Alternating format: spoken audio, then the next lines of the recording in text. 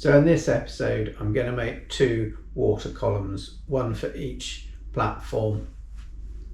They're a fairly unique style that appears on Machynlleth in real life, but they're fairly similar to the Great Western style of water column, although not identical, and as such I'm going to start as a basis with this familiar ratio GWR water column kit, but I'm going to make some differences, and we'll show you a picture of what the actual one looks like, how that differs from a GW1, and we'll go on to make those differences, and we'll end up with this, and then we'll get it painted.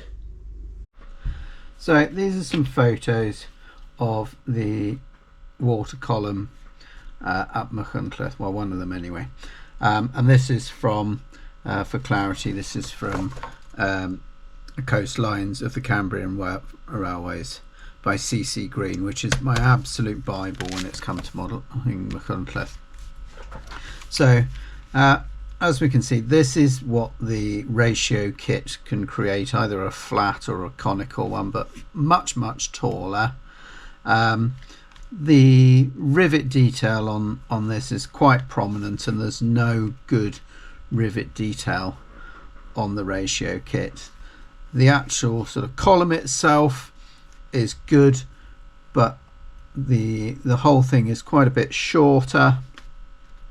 There are a few subtle differences with the turning mechanism of the pipe, and as we can see here, the pipe it ends at a straight end with the bag hanging off it, rather than having an angled bit of pipe hanging over the end of it. So basically I'm going to cut down the parts for the actual water tank itself, and then I'm going to add on sort of like clad around the outside of it with some very thin plastic card, which I'll emboss these rivet details, and then we'll make a few differences to the actual pipe itself. So this is the sprue that you get as part of the ratio kit. So these are the sides of the tank, so we'll be needing those, and we'll cut those down. This is the base of the column. Now, as you can see, it's lacks a bit of detail there. The sides are a bit, sort of edges are a bit rounded, whereas in the Machynlleth one it's a very sort of right angled edge, and it's got these sort of support beams or whatever underneath. So I'll be retaining this sort of boss section here. We'll cut those out of that and use that. This is the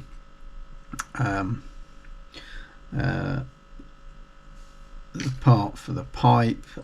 This is good, although not perfect, and a little bit heavy in places, so we'll make some changes to that. And these are the columns. As you see, there's a bit of a plate on the side of that supports this bracket. It's different in the Machynlleth version, so we'll be losing that, but using the bits of the column. And on here we've got a set of brass fittings, a ladder, which is good, and the chain. The mechanism for actually sort of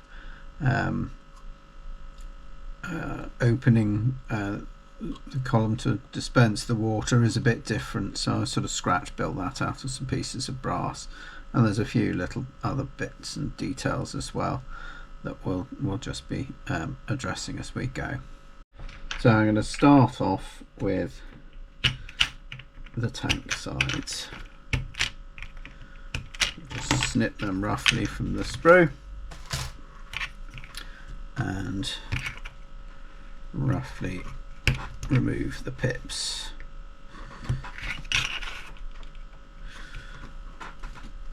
There is an attempt at rivet detail, but it's actually recessed rather than proud, which I don't think looks realistic. Certainly doesn't match up with the Machynlleth version. And you'll see here that there's a I'll just draw them on in the lines. So there's some embossed detail there. So we're going to cut this top half away, leaving us with the larger side. And I'm just going to do that with a razor saw. So apologies, this will probably make the camera shake like mad. So I'm just going to cut with a little bit of excess, so we can then sand it down to the right height if it doesn't all match up.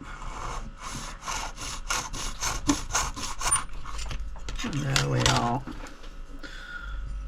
So I'll do the same to the other one. So we've got our two halves there.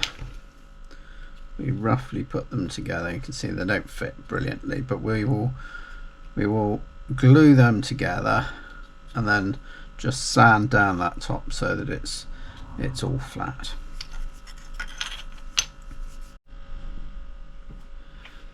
So if we just line those up, making sure that the bottom half at least is flush, and we'll just run some plastic weld into the joint. So that's set now. So I'm now going to sand this down so the whole lot is flush with the line that is embossed as part of the detail of the original kit. So this is some 240 grit, and just simply sand it down till it's flat, and again this will probably wobble the camera for you a lot. So there we are, that's all sanded down to a nice edge. Just going to cut off these little bits of sort of fuzziness on the inside there. And actually I just remembered something that I did before. In order to get the water level in, I want to get rid of, I don't know if you can see in there, there's a round moulding pit that just gets in the way of supporting the water layer. So I'm just going to shave that out.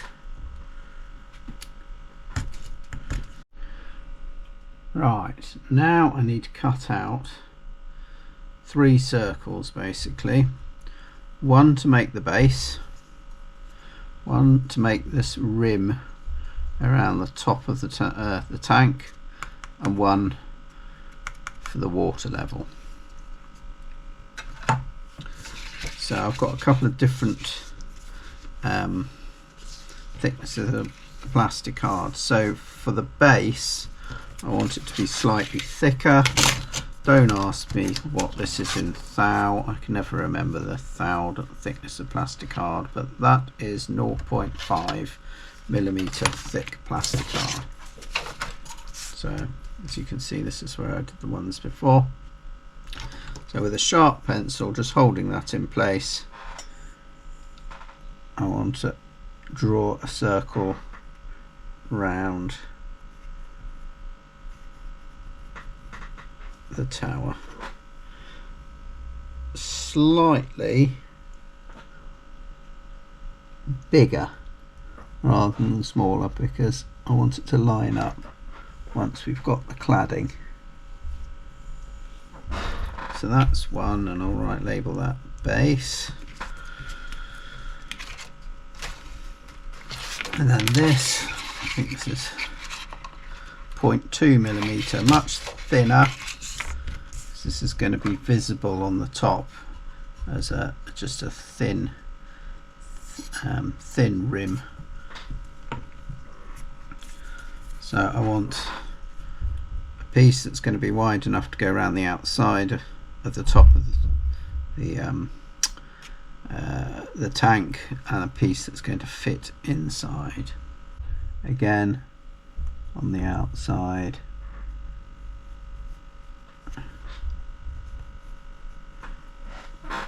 just draw all the way around it, and then keeping the tank in the same place, draw around the inside. And what am I going to do is, I don't know if you can see that, just going to make a couple of marks so I know where they line up, because I found before that it's not completely round, so those little marks there will line up with the marks that I've made inside the tank. So now we need to cut them out. So with a very steady hand, I'll cut the inside out first. I'm trying to cut a circle like this. Keep the pressure steady.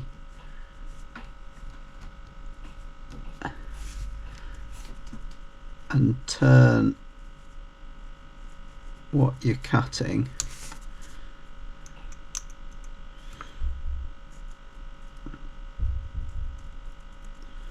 rather than trying to turn the blade. So keeping the blade in more or less the same place. There we have the rim.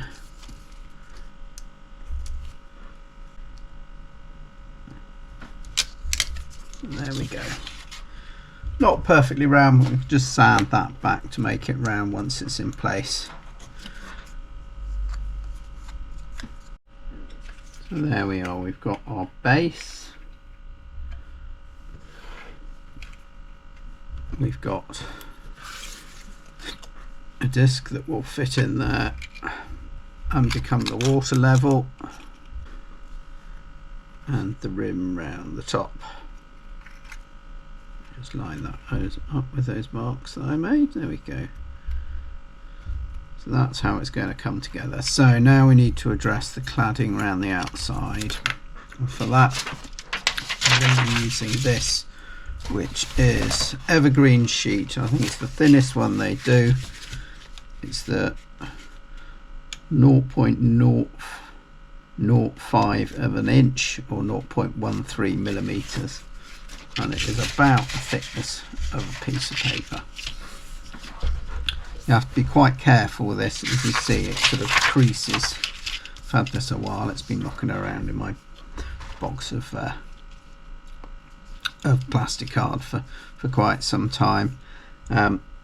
And the other thing that it's quite difficult to use solvent on, because the way the solvent works is it dissolves the edges of what you're trying to stick together, which is fine when you've got a nice thick piece like that, but this is so thin that the solvent will actually just dissolve the whole thing if you're not too careful. So I'm going to mark up where I want the rivets, mark up where the plates need cutting.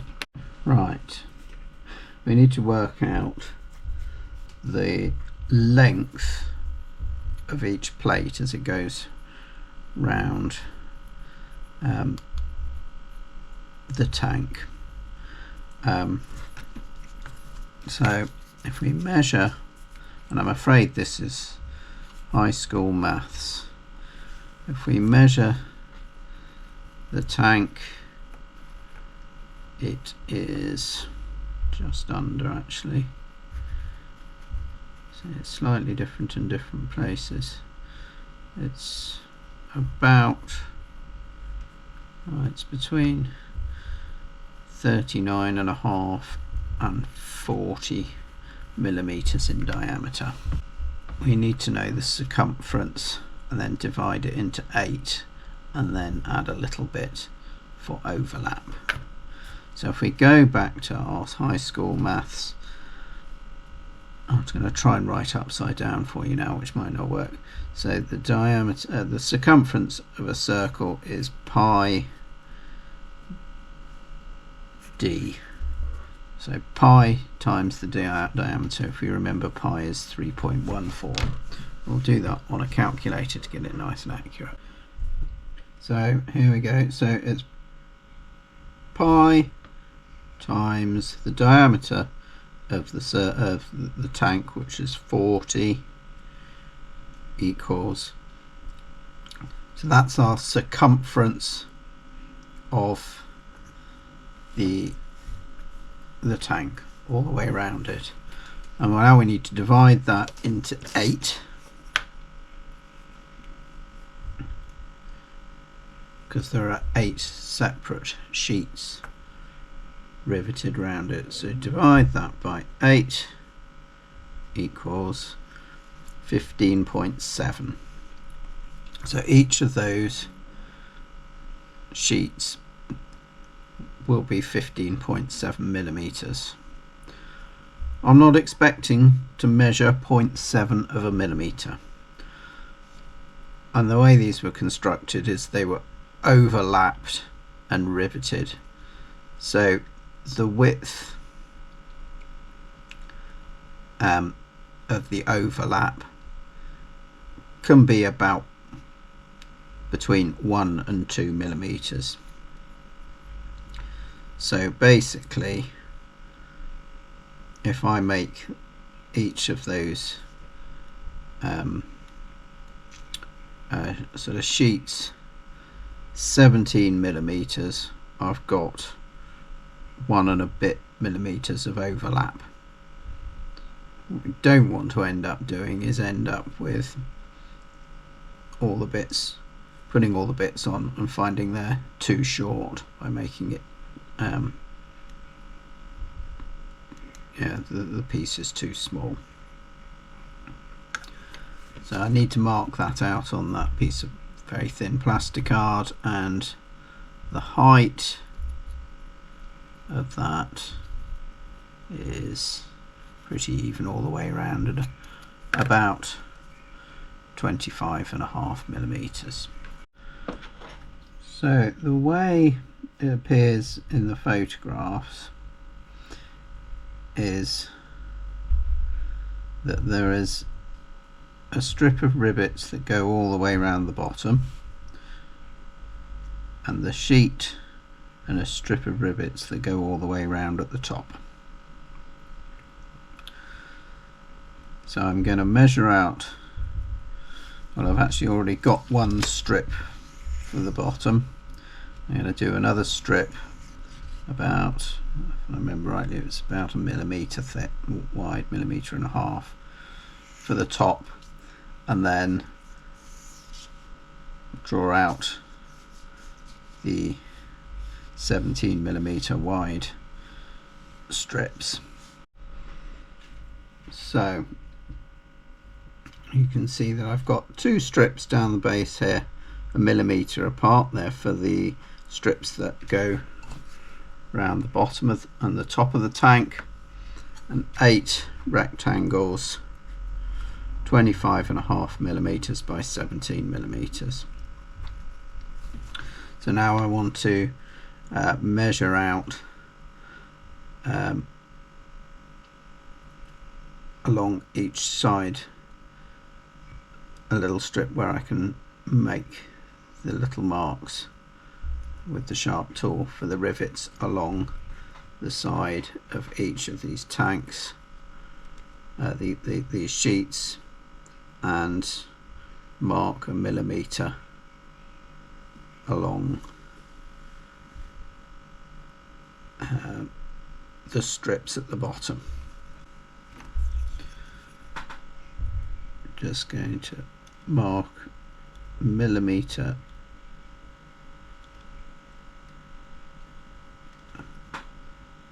marks up the side here,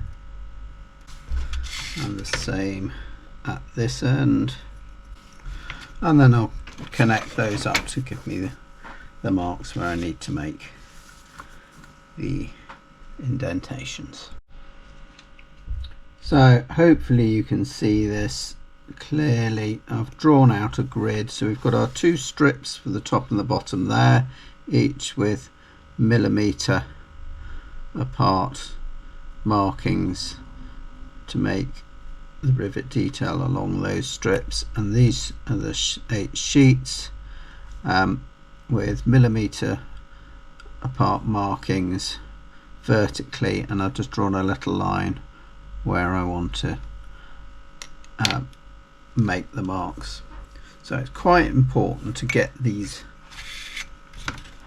in a straight line. So I will use a ruler and line the ruler up so that the point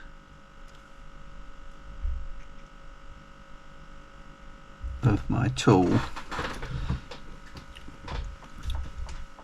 is on that line where I want the rivets, and then simply it's a case of just making a little push.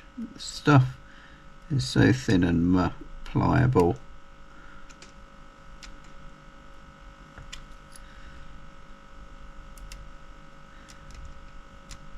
Where you want the rivets.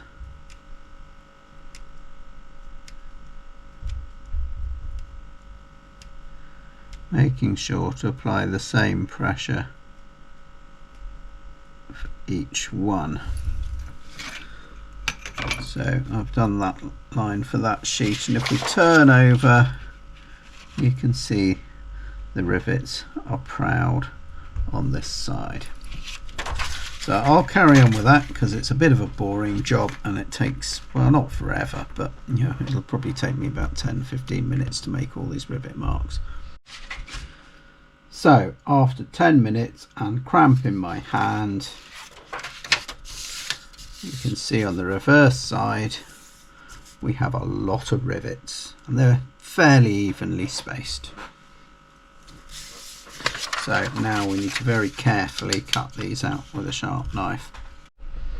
So there we are, we're left with 8 plates, each with a strip of rivets down each side, and 2 are now very curly-whirly but strips with equally spaced rivets along them. So now becomes the very delicate task of sticking those onto here without melting them. Right, so on the last, the other one that I did, I used plastic weld to try and stick these plates on, and in places I lost a lot of detail, caused a bit of melting and irregularity, which with a bit of weathering will go away. So I'm going to put this one at the far end of the platform where it's not going to be sort of in obvious sight, but this one needs to go right in the middle at the front of the layout and is going to be very, very obvious. So I'm going to try a slightly different method by sticking these on with double-sided sticky tape. So I've got my sticky tape and I'm just going to wrap that around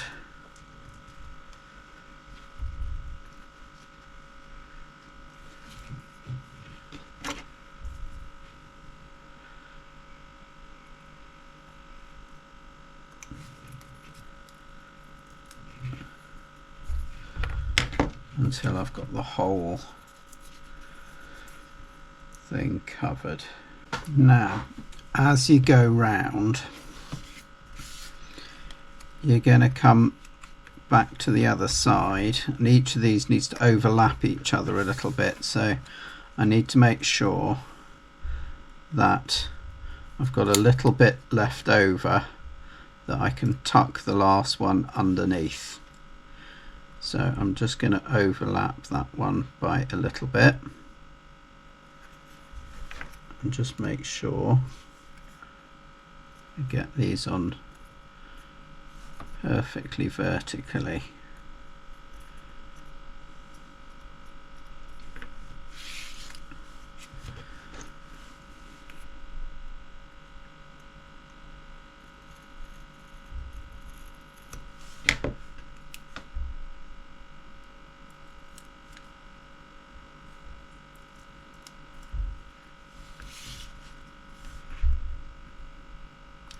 So if we overlap that by about a millimetre each time,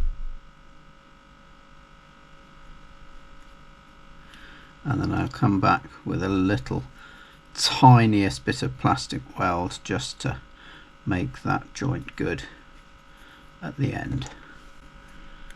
And this is where I hope that my maths has been good. Very careful not to stick that last bit down by mistake. So I want to tuck that up underneath that last piece or first piece. And there we go.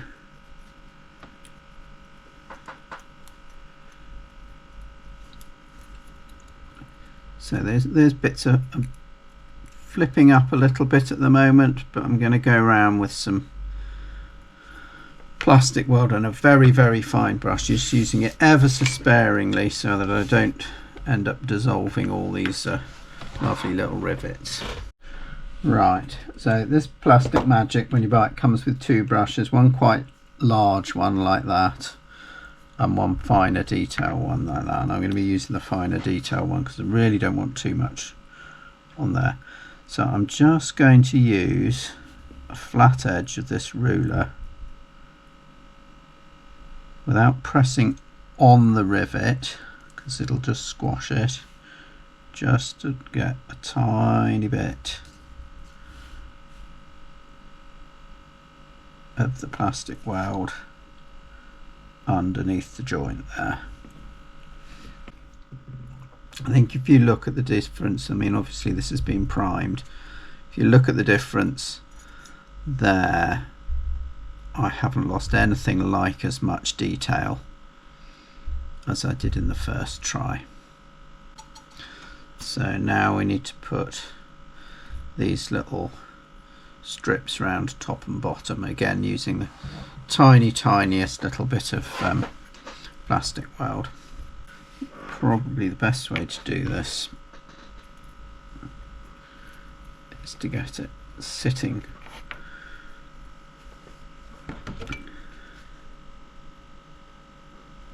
so that it's flat like that for the first one.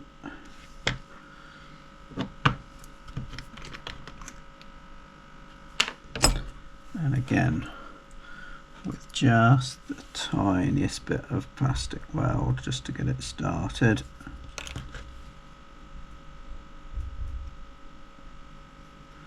There we go. And then once it starts sitting down properly, just a little bit, and capillary action will take that.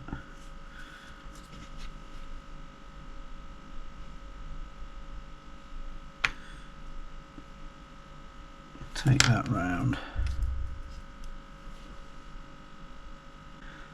making sure I keep that strip flush with the bottom of the tank.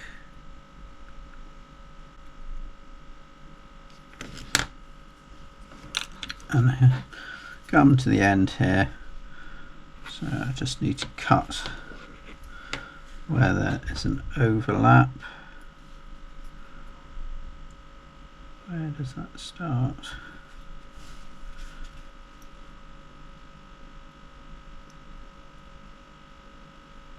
Just a little cut there.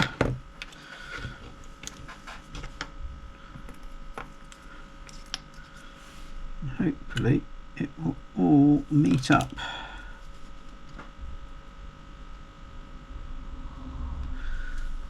go. So I hope you can see how it's coming together now. Retaining plenty of detail. I'll do the same to the top rim. You don't need to see me do that again. So there we are. That seems to have retained a lot more detail than the last one and hasn't caused any sort of nasty rippling where those sheets have started to sort of dissolve. So we'll let that dry properly and then we'll start putting the base and the top on. So I'm just going to glue on the rim. I'm lining up the little marks that we made because it's not perfectly round, just to make sure it stays in the right place.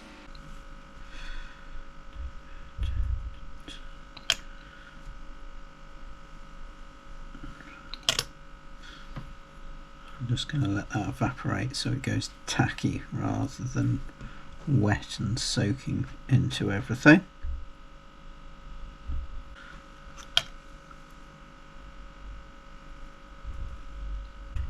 And similarly with the base, just find best fit for that.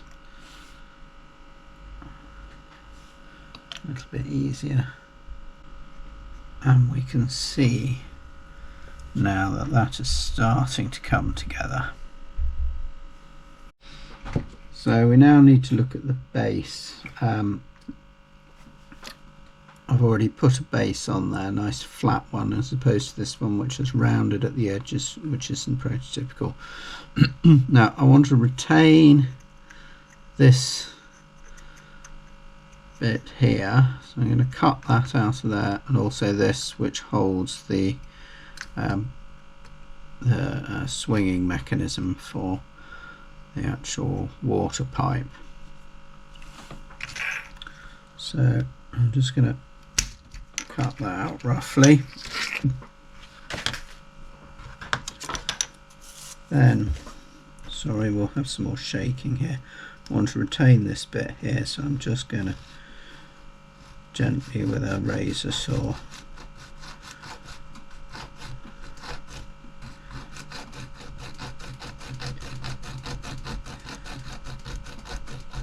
cut that out. And this piece I'm going to just cut sections around it and then sand it down flat, so we've just got that bit.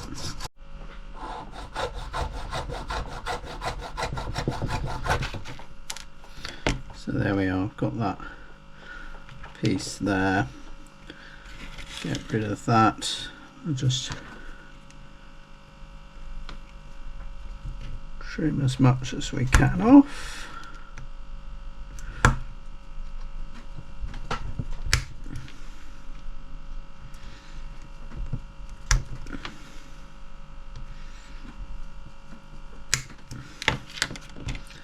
Then again with the razor saw, I'm just going to just save cutting so it's too much sanding down to get it to the right thickness.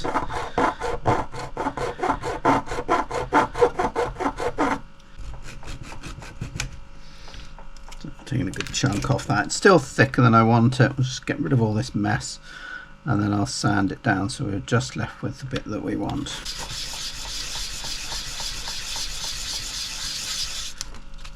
Might take a little while. See, I've got about 1 millimetre of material to get rid of there.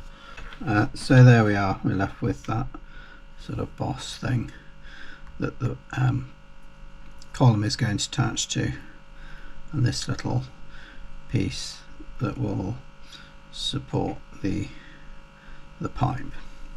So going back to our tank now, which dried overnight, I've sanded the inside of the rim so that the rim is flush with the sides of the tank. It's not perfectly round obviously because I had to cut it with a knife, so just even that up, making sure that you don't sand off all that hard-earned rivet detail on the sides of the tank. Just going round,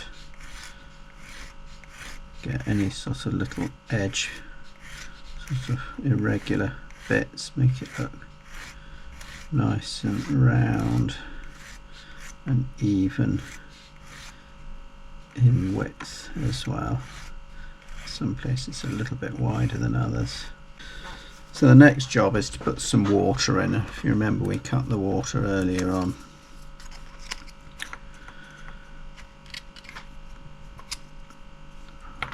I shouldn't have done that. I might struggle to get that out again. I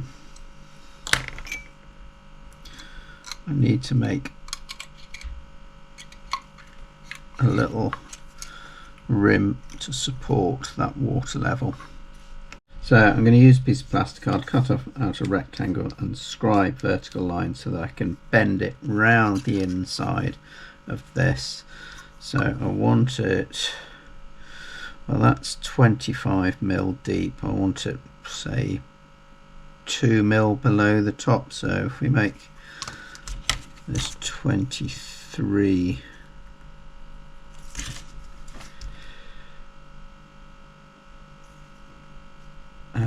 millimeters deep,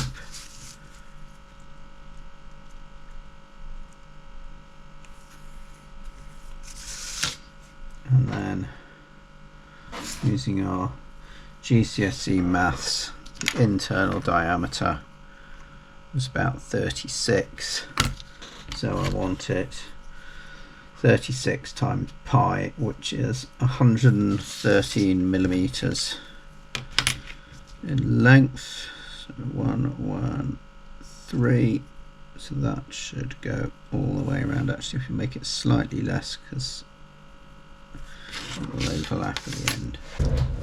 So in order that I get it to bend around the inside, I'm just going to make a series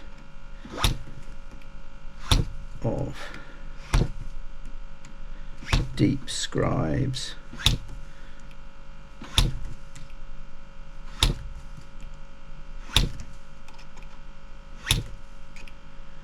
roughly equal. Don't have to be too accurate.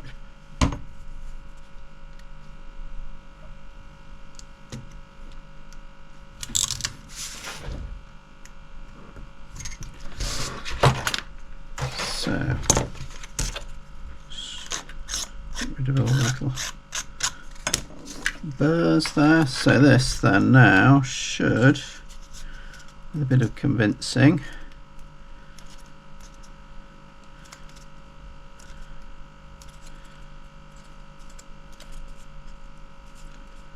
and in a nice circle around the inside of the tank.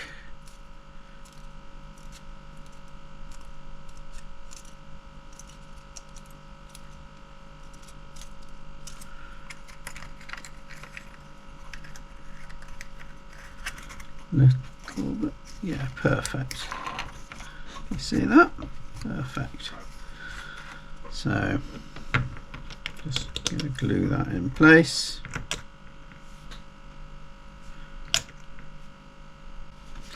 Make sure you push it down towards the floor of the tank as well, so that you end up with a nice level water level.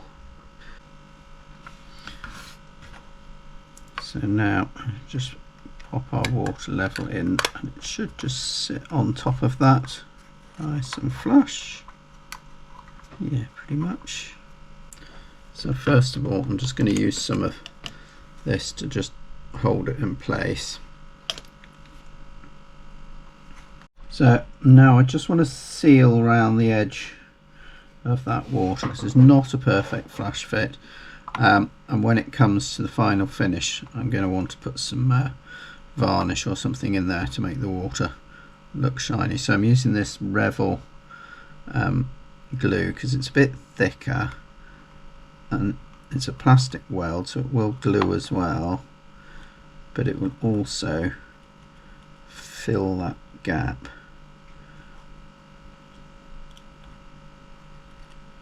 So just put a bead of this all the way around the inside of the rim there. So now I want to glue this boss on. I've done a couple of diameters and measured it. This is 14 millimeters wide, that's 42, so actually it works out in thirds, 14, 14, 14, 14, 14, 14. If I can just get that centered on those marks, I'll just glue that in place in the center. Don't glue this bit on yet because we'll need to work out how far away from the central column that it needs to be. So the next thing is to construct the column, so we're just going to snip that off the sprue.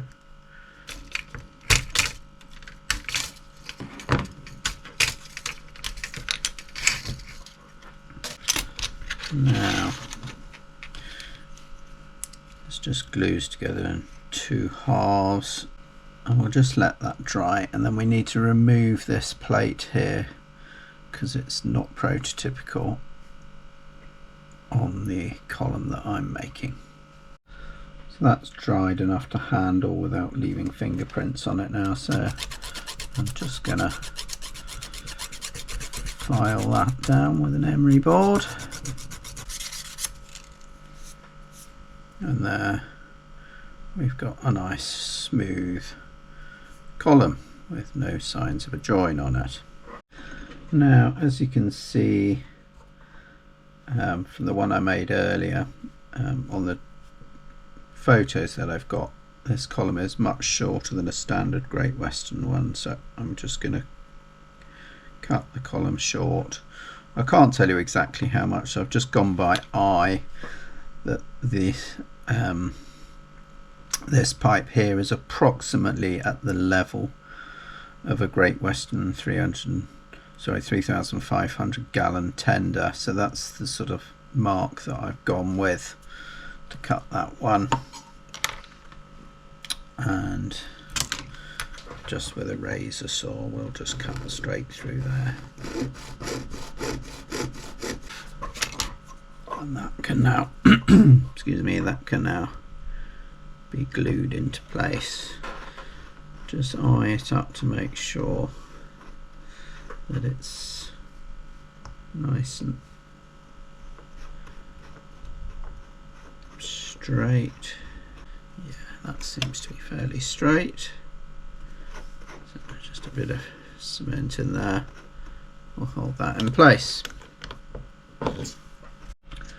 So I've just been looking around to find which is going to be the front, the most obvious side, looking at it on the layout, and these panels here seem to have the best detail of the rivet detail, is most preserved and least damaged by the gluing process. So I'm just going to mark this one so I know which one is going to be the front. The way this is going to be mounted on the board is it's in front of the tracks, so we're going to want to put the water pipe coming off on the rear of the column. So this is the water pipe. Just remove that from the sprue, have a look at it, see which bits we want to get rid of. Should really use these.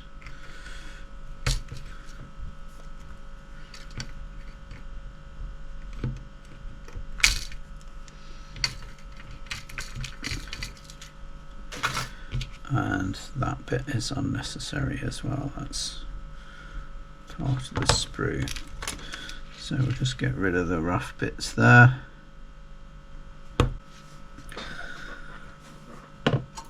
If we look at the one I made earlier, there's a few details on this that I want to change. So this vertical support is very thick compared to real life. This is like an end-to-end join in the pipe, whereas in a prototype it's a sleeve overfit, so we need to file that down so that it looks more like that. If you can see on the back here, this is sort of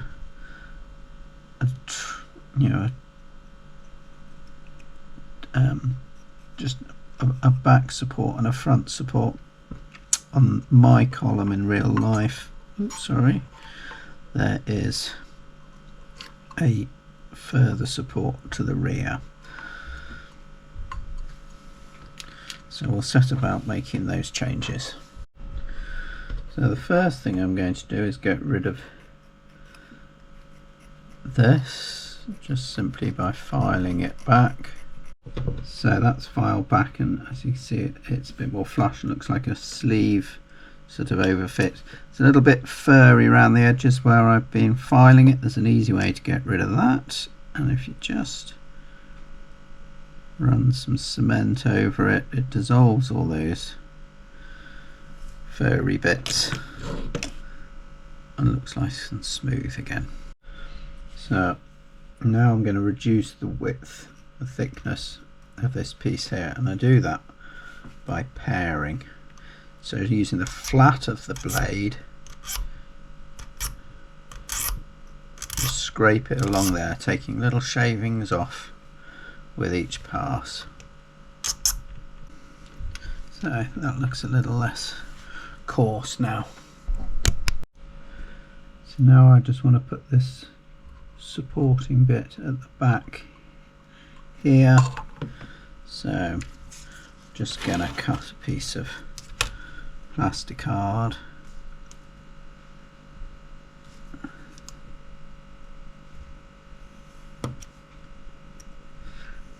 cut it oversize,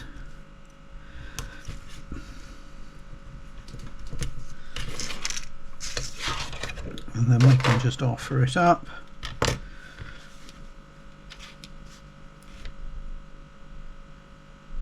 And then I'll just cement that in place.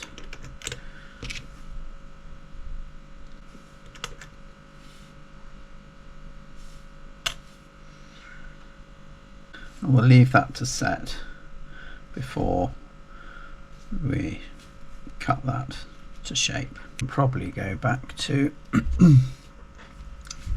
this now, so we'll just cut this to length. Yeah, that's quite firm now, so just with a file I'm going to start filing it down to a point. So we've got that down to a point. I'm just going to round that off, and if you look here at this inside one on my photos, this is actually got a curved start to that, so I'm going to file that down as well, starting off with a round file in the corner to make the start of that, and then actually I'm going to use quite a big file for this so I can file it all in one go. I'm not quite sure how I can do this and show you at the same time, maybe that way. There we are, we've got that sort of slightly rounded detail at the top there. So there we are, that's a bit more like what my photos are showing that it actually looks like. So the other thing is, in my photos of my prototype, the actual pipe is much shorter than what's provided, and doesn't have an angle at the end there. It's much shorter, and the bag, I think it's called, a sort of canvas flexible hose, just hangs perpendicularly off the end of that. So I'm going to just mark that up so it's about the same length. I couldn't tell you exactly what length it is, I just went by eye and what the photos have shown me, and we're just going to cut that short.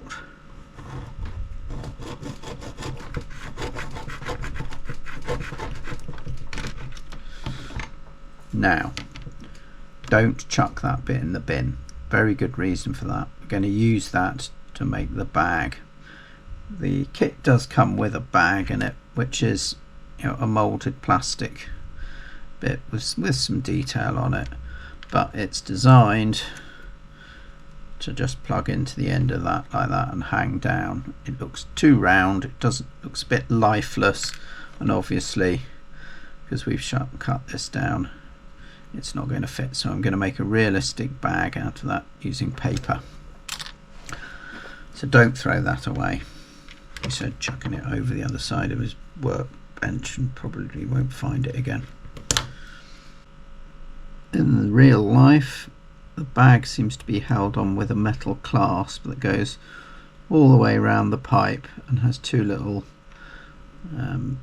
lugs maybe that stick out and screw together around it. So I'm going to try and represent that as well. So to represent the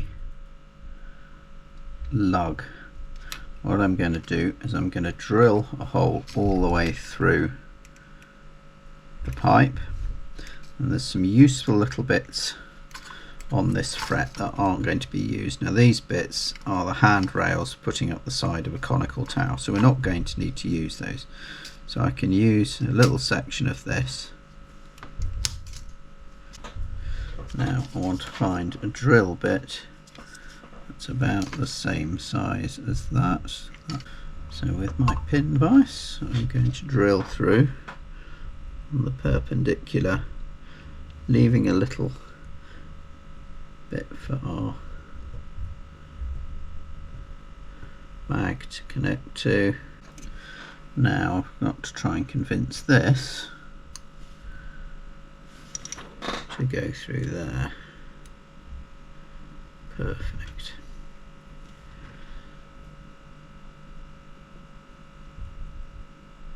So it's a bit long, but it's better that it's long than too short. Now I'm going to glue that in place, but I seem to have mislaid my super glue. That's now dried in place, and we'll just cut those little lugs back with some snips.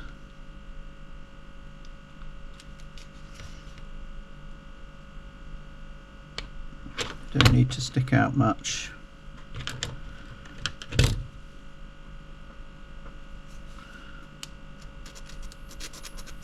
File them in place. Now with our extremely thin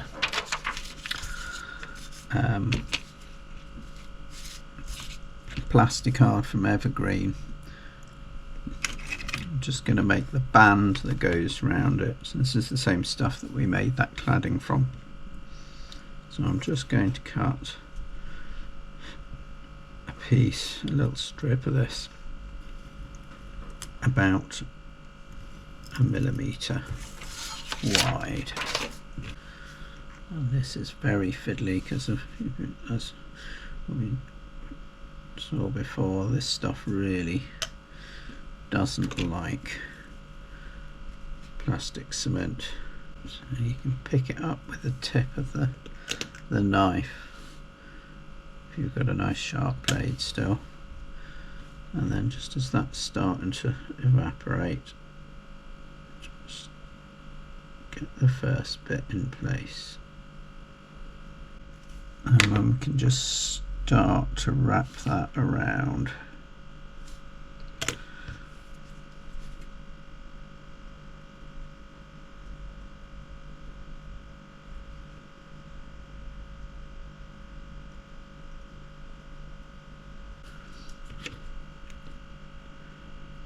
that off the other end of the lug, and then we'll do the same on this side. There we are. So we've got now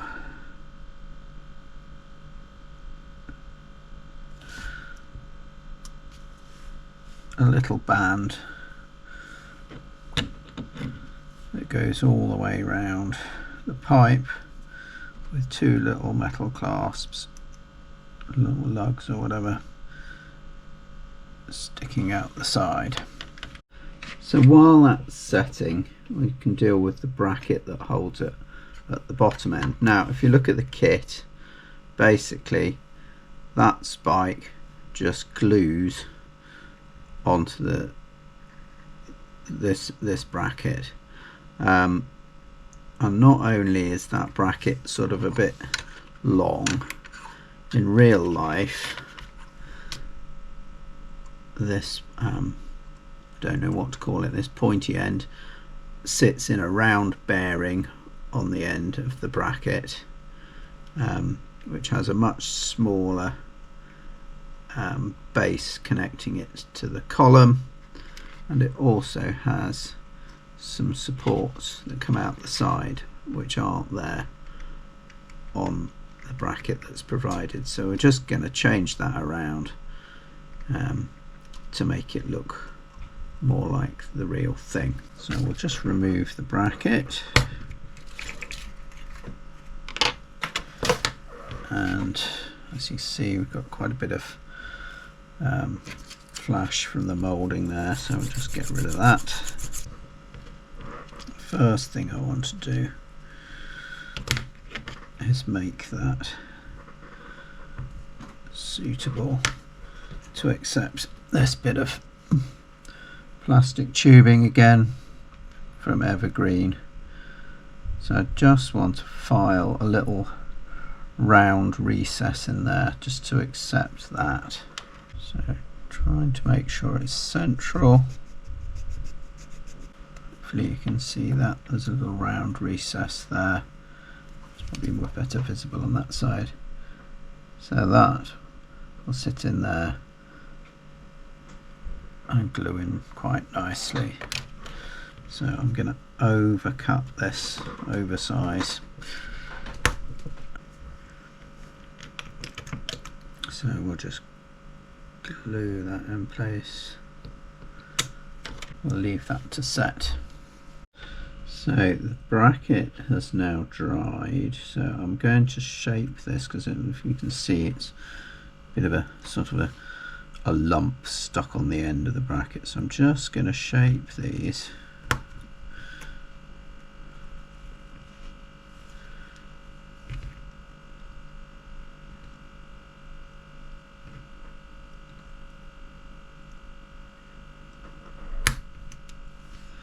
And the other thing is, compared to my other one, it's far too long.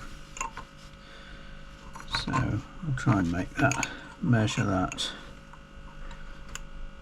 make it the same sort of length.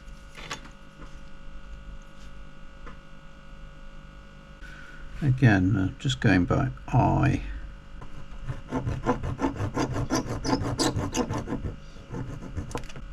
Right, so we need to make a little plate for that to stick onto the column there.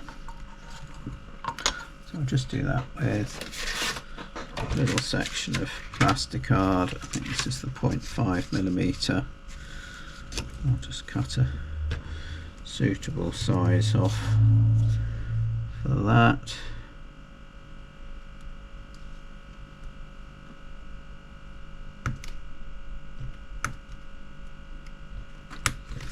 The way I did this before was I actually doubled it up so that you can file it back and it hugs the round column better. Excuse my phone. So So we'll just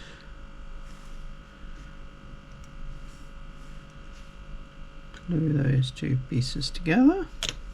So that's now about 1 millimetre in thickness.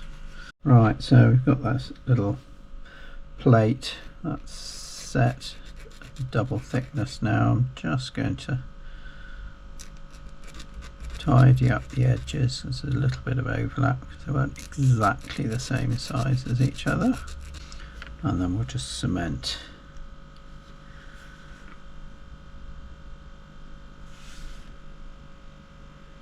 the bracket on there. So this now needs to attach to that, so that's a flat plate going onto a round column. So if I find my half round file, just going to file the back of that plate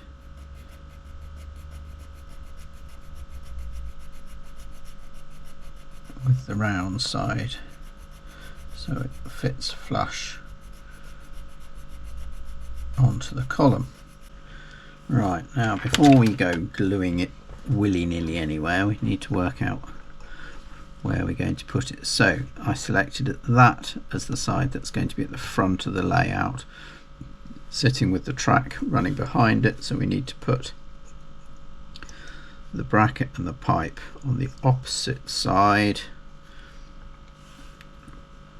which is, I'll put a circle on that one so we know that one. So it needs to be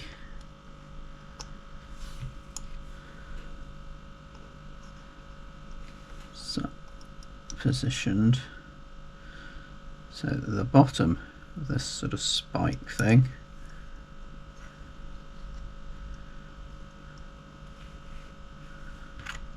fits into it with the top of the spike flush against the top, the bottom of the tank, sorry. So a little spot of glue on there.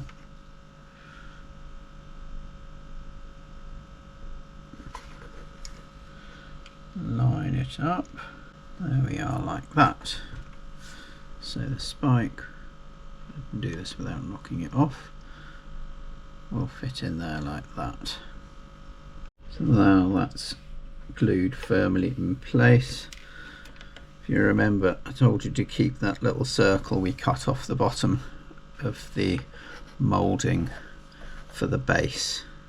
So that needs to go in there and line up perpendicularly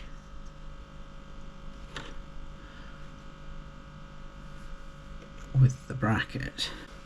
So now we can see that that's vertical in that direction, and the pipe itself, you could, if you want, leave it so that you could swing it in and out, but I'm going to glue it in place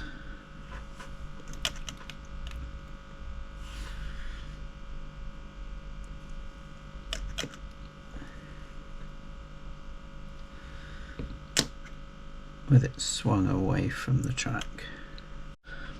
So also on the real thing, there are these supporting struts underneath the base, which is one of the reasons why I replaced the base with a flat base, is because I wouldn't have been able to reproduce this properly with the sort of rounded moulding that came with the kit.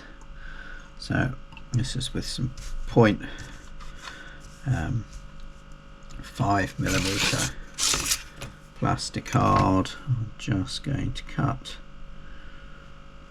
a tiny bit,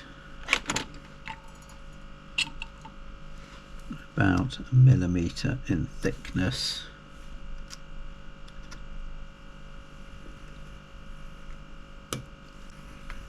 When you're cutting thin pieces of plastic card, it's best to do it in lots of small cuts, otherwise it tends to curl and distort the piece that you're cutting. So I need 6 pieces. I'm going to cut them over lengths. There we are. And they sort of splay out. I'm going to start either side of the pipe. The pipe sort of sits in the middle of the first one. I really should have made markings on here at 60 degrees. I'm just going to have to guess it. So there we are, sort of like spokes of a wheel. They're nice and evenly spaced, even if I have done it by eye. So once that's set, we'll trim those off and just round the edges back. Right, we're getting to the really fiddly stage now. So I need to make this little lever thing. Let's show you a picture reproduced from CC Green of what it actually looks like. And I've drawn a diagram here that I hope will explain it. So this is the edge of the tank. We need a small piece sticking out here, and I'm going to use this little angle bracket there. I'm going to use 1/2 of that to create that. I'll have a little piece of brass wire coming up there, and then hopefully I can fashion this little, excuse my phone, this lever out of spare bits of brass on the fret here, and then another little piece of wire going down into the water, and that's going to require some very fine soldering. So first I'm going to remove this from the fret, this angled crank here, and then using some snips I'm going to cut off one arm of it. There we are. So I've got a piece of scrap wood here, and I'm just going to drill a small hole into it. All will become apparent in a minute. I can take a piece of this brass wire, I think it's 0.45mm brass wire. So I'm going to line up the hole in the crank with my hole in the board. I'm just going to bend a right angle into this piece of wire, and then I'm going to put the short end of the right angle through the hole in the crank like so. Now, if you've ever tried soldering tiny little things next to other things that have already been soldered, you know that you generally end up unsoldering the first joint. So I've got 2 different sorts of solder here. These are, I think they're from cars. I've got 145 degree solder and 188 degree solder, so that hopefully when I solder the second piece on, if I solder the first piece on with 188, when I come to solder the second piece on, I should be able to do it without unsoldering the first joint. So first off, I'm going to cut myself a tiny little sliver of solder. You want a piece probably about, there we go, 1/2 millimeter. Apply some liquid flux, and I'm going to get my piece of solder, put it where I want the joint to be. With a hot iron, you come in quickly. So hopefully you can see now that that is now soldered to the crank. Now I need to make the arm. So again, I'll use a piece of this. Actually, I'm going to drill it while it's on here. It needs 2 holes drilling in it. Correction, it needs 3 holes drilling it. Now, drilling holes in these tiny pieces of fret is very difficult. Best way is to get a sharp point and make a tiny indentation in the center where you want that hole to start, and that just holds the bit in place. Then slightly moisten your bit with a bit of saliva and get your bit to sit in that hole that you've just made, and then very slowly start drilling. There we are. If we get back our starting point, this one goes through the hole that's a quarter of the way. There we are. So this one goes through the hole that's a third of the way. Pop that down our little hole that's holding everything in place. Now I want that crank. Don't know if you can see, it's facing at an angle like that. So this time, because we're soldering very close to a bit that's already soldered, I'm going to use the 145 degree solder. Get some flux on it, it's rather a lot. Now, see if I can hold the whole thing at the right angle. There we are, that's looking good. Hopefully you can see that I'm holding that lever on the piece of wire at about a 30 degree angle, aiming upwards. You can still see my piece of solder there. So I'm going to pick that up, bring it in very quickly, bang, in there. Just let that cool, and there we go.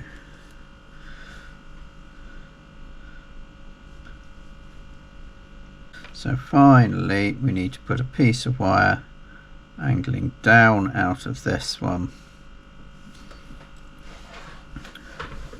that goes down into the water.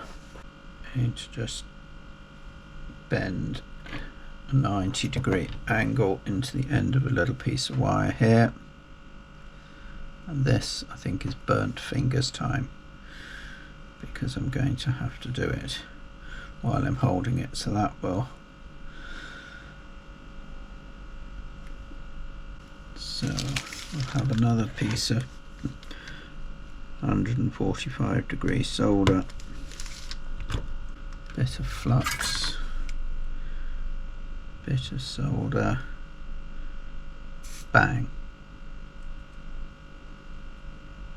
There we go, and that's soldered that in place without unsoldering everything else. So now we can just trim off our extra little bits that we don't need. So I can trim that bit off, I can trim that bit off, I'll trim that bit off long so that it can go down into the water. And there we are. I don't know if you can see, we've got our crank mechanism for opening the water flow. So this crank mechanism now needs to sit in front of the tank there. So I've made a mark where I need to put it, and then I've got to drill a little hole for the wire to go through, and I just need to mark where that needs to be there, and then hopefully our crank mechanism will fit into place. There we go, if you can see that. So we need a tiny bit of super glue. Well, that is by far the fiddliest bit of this build, and if you didn't want to do that, then you can always just use the crank in the way it's provided, but it's not prototypical for what I'm trying to create at Machynlleth, so we've done it that way. So we're nearly there now. On the prototype there's this sort of band that holds a bar that comes out at the bottom, and when we get to put the chain on, that comes around, and that's somewhere that you can hook the chain, and we just need to pop the ladder in place. So first I'm just going to attach the band much in the same way as I did with the clasp that holds the bag onto the water pipe, with a thin strip of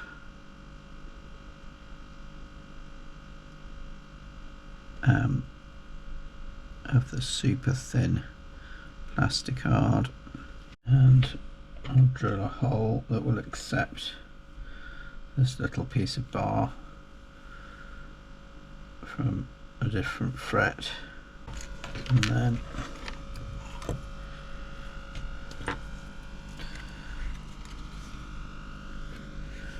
with a dab of super glue on the end,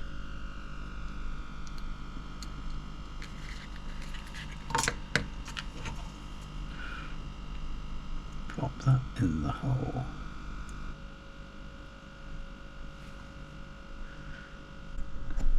So the final bit is to pop the ladder on. I'm just going to cut that out, blunting with a decent blade. My ladder comes off this way, so I just want to make two little holes in the water to accept the end of the ladder. So just make marks for those. Just check that that fits in there.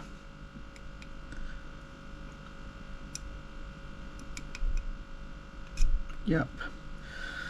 And then just going to bend it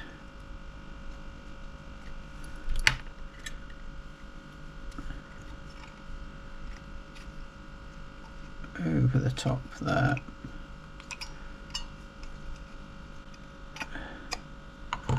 Glue that in place.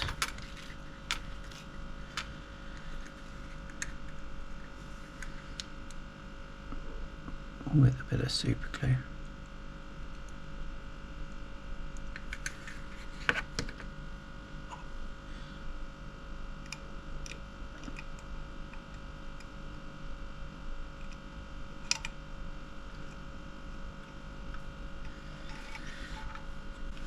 And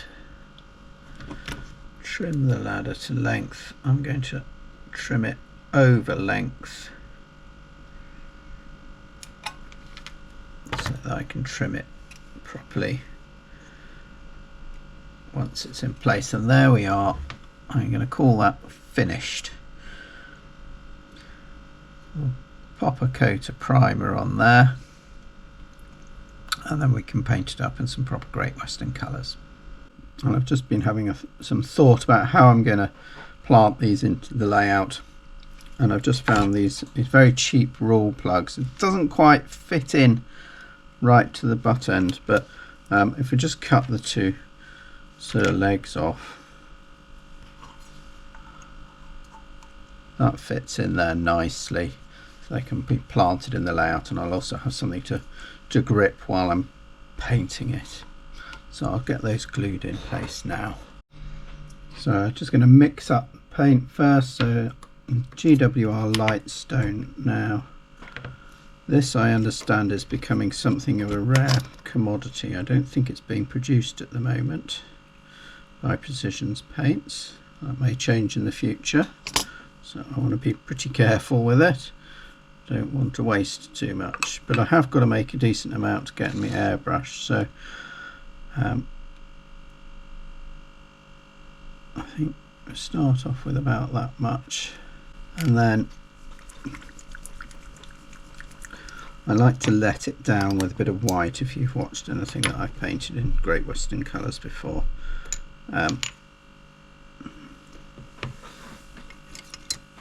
Because it's a bit intense, that, even for my eye.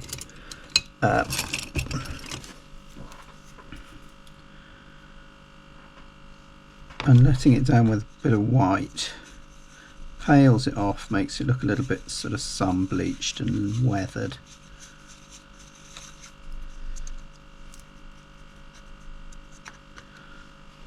I don't mind sticking a dirty brush in this. That's all I ever use this for is letting down my GWR colours. So yeah, that feels a bit more like it to my eye. Obviously you can do what you want with your own colours. I think everybody sees colour very slightly differently, don't they? So I don't know if you can see any difference really from what the colour's supposed to be. Okay, so that's those two airbrushed. The paint has started to dry, it's gone matte. At this point I'm going to put a layer of talcum on it. Wait till it goes matte. If you put it on while it's still shiny, it will clump. This will partly accelerate the drying process, but it'll lighten it up and weather it a bit more. So just a bit of normal talc and a nice soft brush. You don't want to use a harsh brush on this, so you could scrape your paint job off.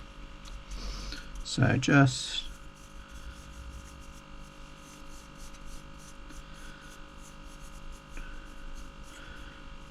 brush it all over. Don't leave heavy bits of it. It's not there to fill in the gaps, it's just there. You can see that's just lightened it off, made it a nice matte colour or texture. Is matte a texture or a colour? Probably a texture. There we go. And with any of the bits that are in the relative crevices, you just give it a good blow.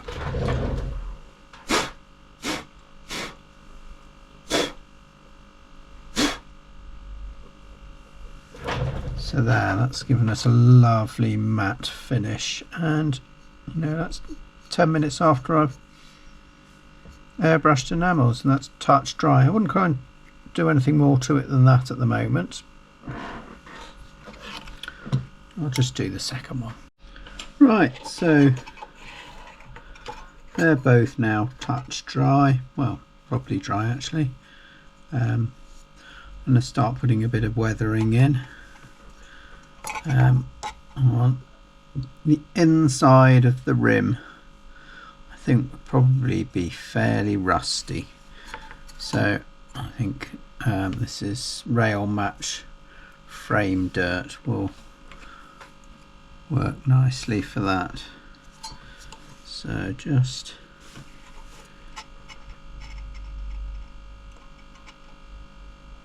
down to the water line.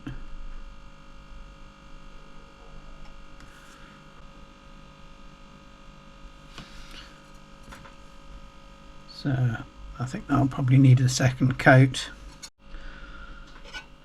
I'm just going to highlight that with some This is Vallejo burnt sienna weathering powder.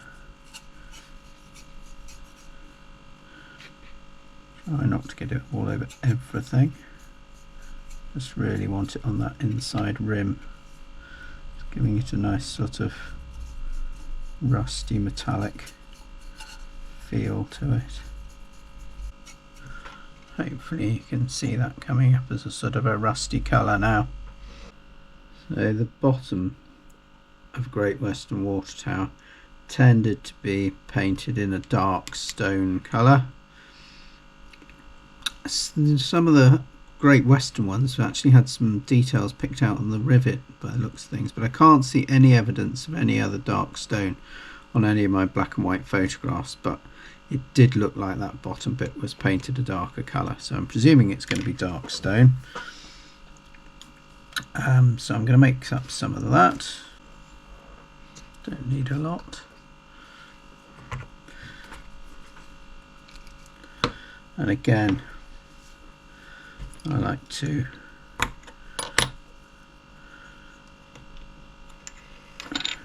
lighten that off with some white.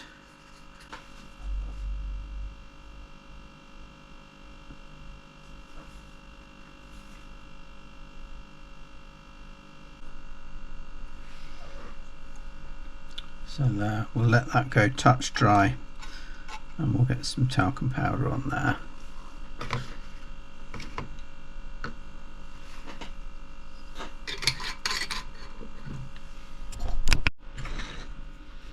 So now I'm going to put on an acrylic wash. This is just diluted sort of grey brown, blacky, dirty sort of colours from the Revel range. So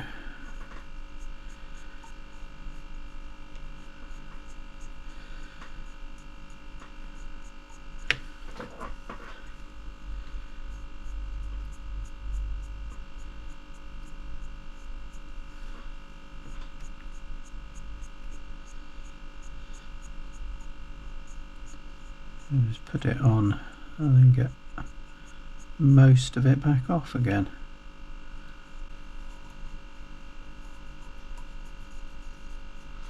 Always wiping in a downward direction so that any streaks look like they're run down the side of the tank naturally with gravity.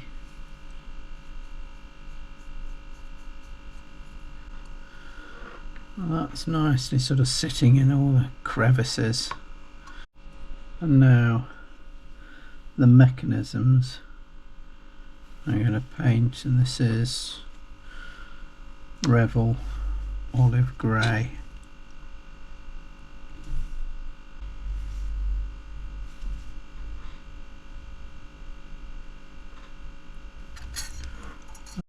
And for the water I've got this, which is Tamiya Field Grey, which is actually quite greeny.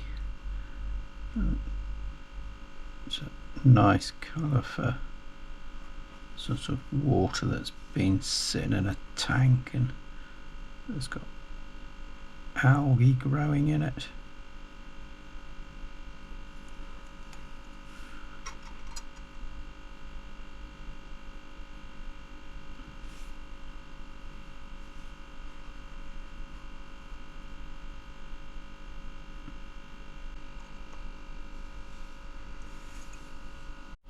So now I'm going to paint the ladders black, reverting to my Tamiya XF85 rubber black, which gives a lovely flat matte black.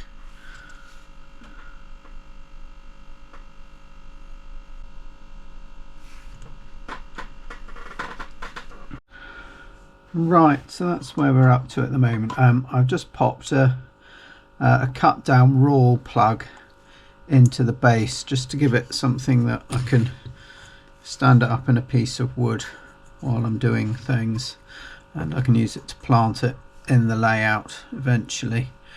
So the next thing to do is the water bag. You know, it's a canvas thing. It does come with a one in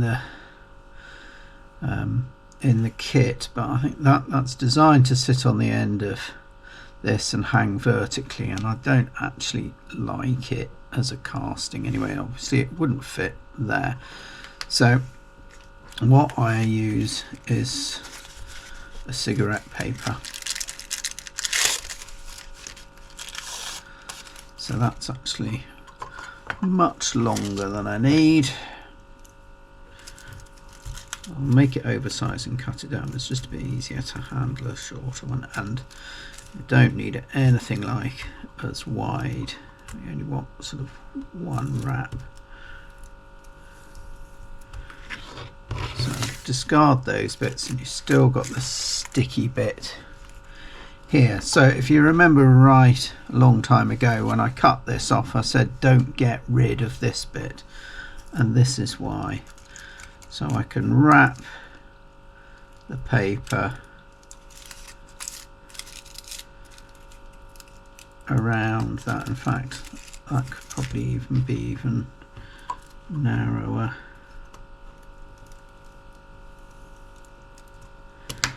There we go. So I can wrap the paper around this.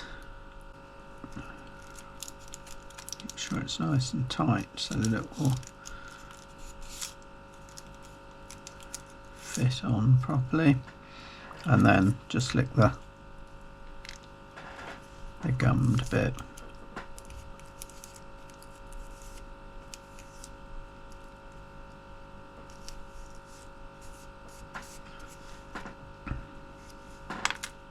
There we are. It's not perfectly straight at the end there, so I'll just cut that bit off neatly, and then that should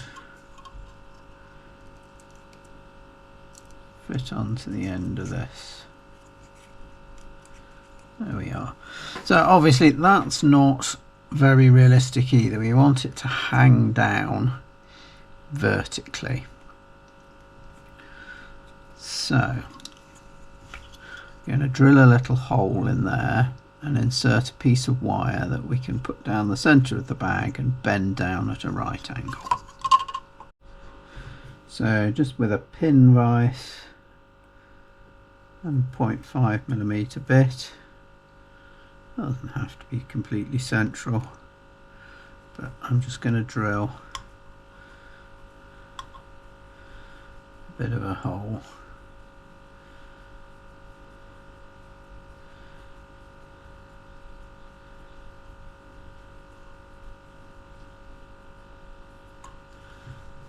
To the end there.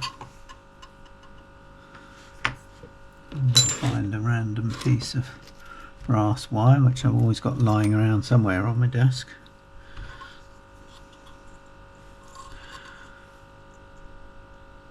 I can just pop that in there like that.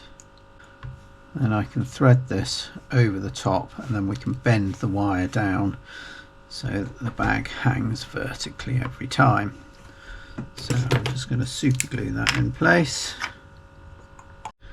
So there we are. I've got both of the water towels, and now got a piece of wire, and so now I'm just going to thread that over the wire and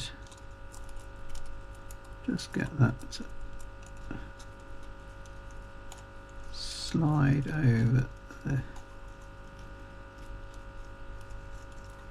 end of the pipe there. Right, okay, so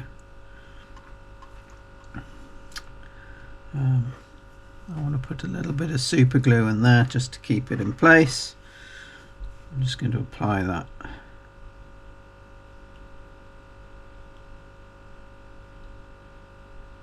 can get a drip of it on the end of a piece of wire. I don't want to flood the thing.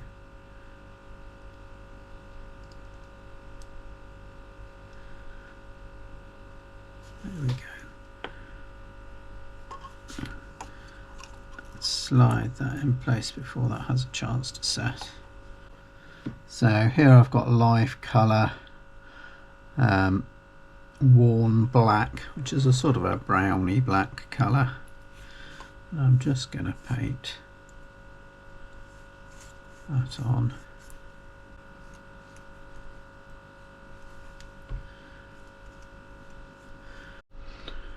Right, so they're now dry, so I can just bend the wire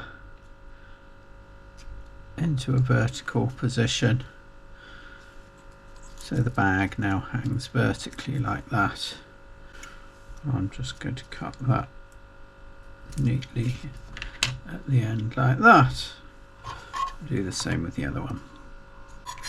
That gives a lovely realistic sort of wrinkled effect, rather than the sort of very sort of boring uniform effect given by sort of a plastic tube. And we can just get that so that it is actually hanging properly vertically. So I've got a lighter grey. This is rather old, olive grey from Revel. Just highlight some of the wrinkles there. So the next job is the chains. So hopefully you can see that on the camera. This is the chain that comes as part of the ratio kit.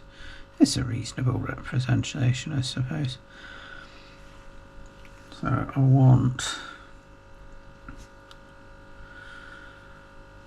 it to hook into the little lever at the end there. So the paint has closed up the little hole that was on the end there, so we'll have to open that out.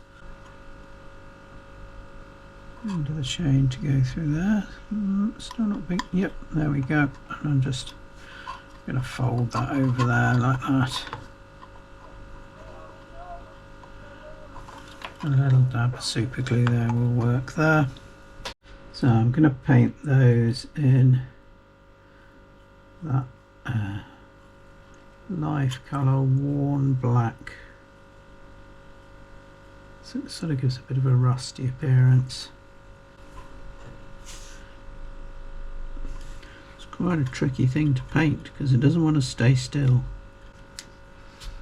Yeah, so hopefully you can see that. So the last job that needs to be done is to make the water look more realistic, and I'm going to do that with a 2-part resin. And I've not been looking forward to this job because my 2-part resin is quite old and I don't want to have to buy a whole load more just to do this tiny little bit, so I'm hoping it's going to work. This is the resin I use in Fabricating Light.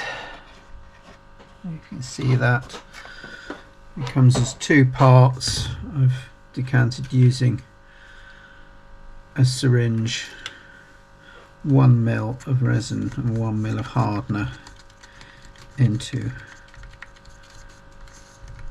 a little pot here.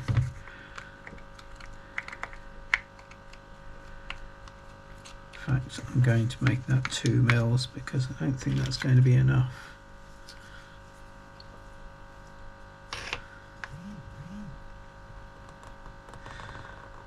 I don't need, a whole 4 mils of the resin, but I think I'm just going to waste a lot of it stuck to the side.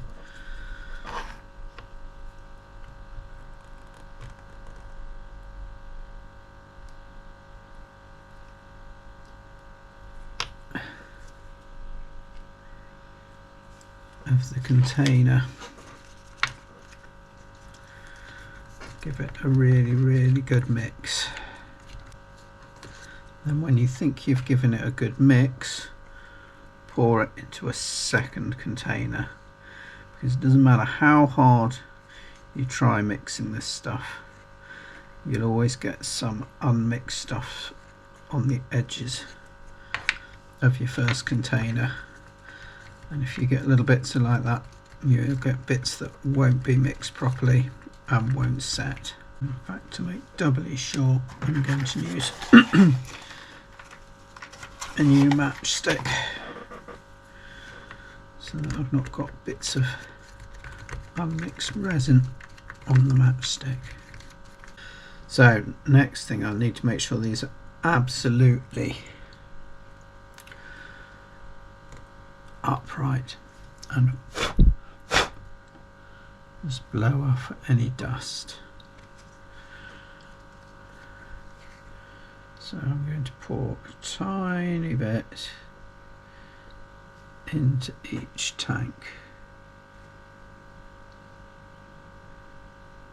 making sure my drips don't go anywhere, and then just gently push it to the edges. In larger volumes this is usually self-leveling, but it is such a tiny little volume that I'm using. I mean, if you don't want to go to this effort, you could use varnish, but this gives a much shinier finished effect.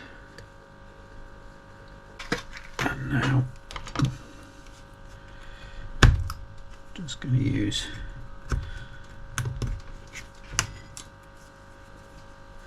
pointed end of a matchstick just to push it into the corners.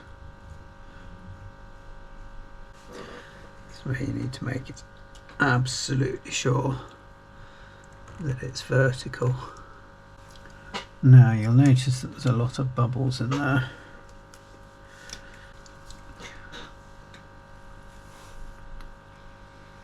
And if you blow on it with a straw,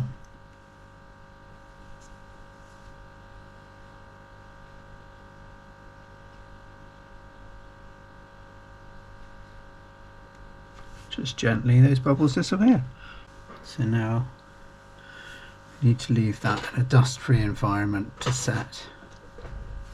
Can't remember how long it says it takes to set. At 70 degrees, dust-free in 4 to 7 hours, and hard 72 hours.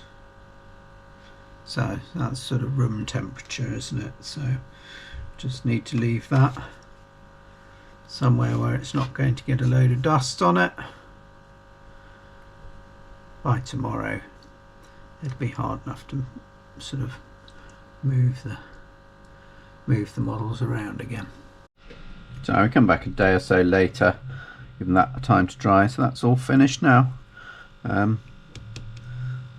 The water effect has dried nice and hard and shiny.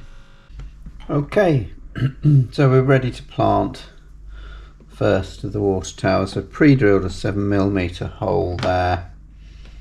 I'm just going to size it up and work out where the ladder needs to go. Now I want the ladder actually to be a bit more vertical. I'm just going to drill a couple of little holes to take the end of the ladder. So see, I've got that bent there, but I'll cut it back to the right size. So I just drill a couple of little holes to take the end of the ladder. So I now need to try and judge where I'm going to cut this ladder. I'm going to cut it off at the next rung first. Let's see what that looks like.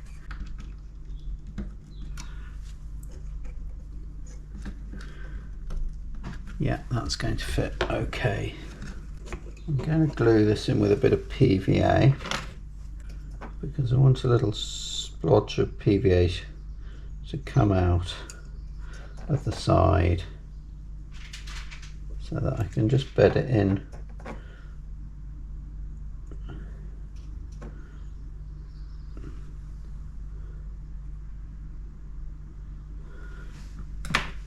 with some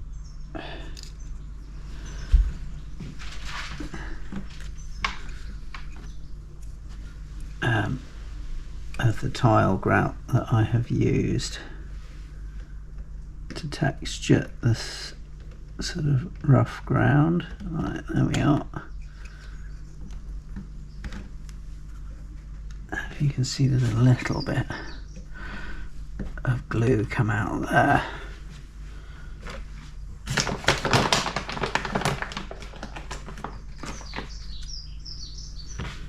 So I'm just gonna, that's rather a lot.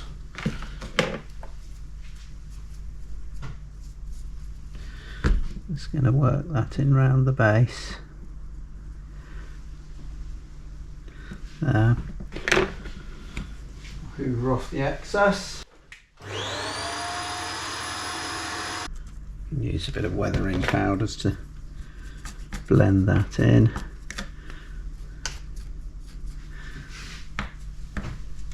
There we are. Actually, that doesn't look too bad. So that's now dried. I'm going to put a bit of just some black weathering powders just to make the area look a bit dirtier. Maybe a bit of sort of a beigey one.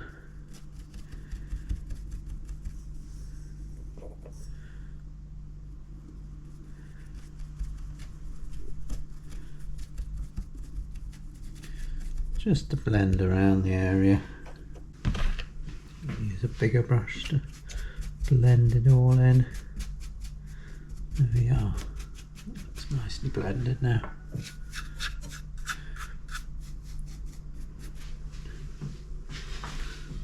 There we go.